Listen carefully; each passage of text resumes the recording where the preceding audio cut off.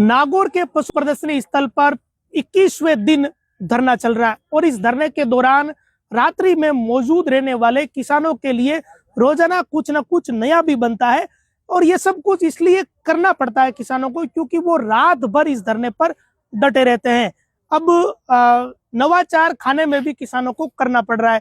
पहले शुरुआत में किसानों ने अपने धरने प्रदर्शनों में नवाचार शुरू किए, कभी टंकी पर चढ़ना पड़ा तो कभी सड़क पर जाना पड़ा तो कभी अब खून से पत्र लिखने पड़ रहे हैं। इसके साथ साथ खाने पीने का भी मॉडल किसानों को चेंज करना पड़ रहा है। वैसे ये सामान्य बात है, लेकिन अगर कोई धरने पर बैठा रहता है सुबह से लेकर रात्रि 1, 2, 3 बजे तक, तो उन लोगों के लिए ये बहुत मुश्किल वाली बात है।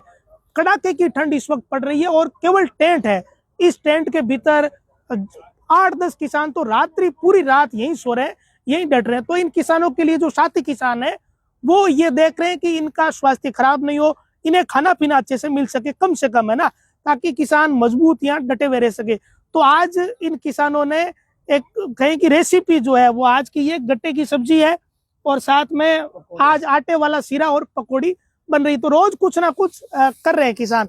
और अब तो सूचना ये भी आई है कि कल गाजर का हलवा और ये सब भी बनेगा। तो ये तरीके हैं, जहां भी धरने चलते हैं वहां एक तरीके से ऐसा ही माहौल होता है और ये रोजाना कोई छोटी मोटी शादी जैसा, जागरण जैसा माहौल ही इन परिस्थितियों में बनता है।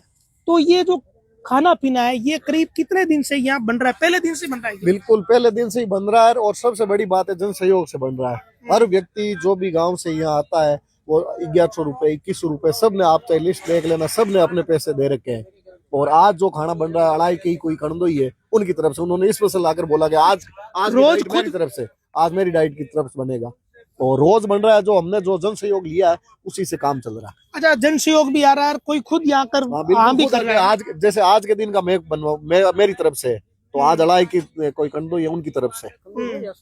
तो वकील साहब ये तरीका बढ़िया है क्या? भाई इससे लोग रात में डटे रहते हैं तो उन्हें घर जाना पड़ता है खाने के लिए, फिर आना पड़ता है, उससे तो ये ठीक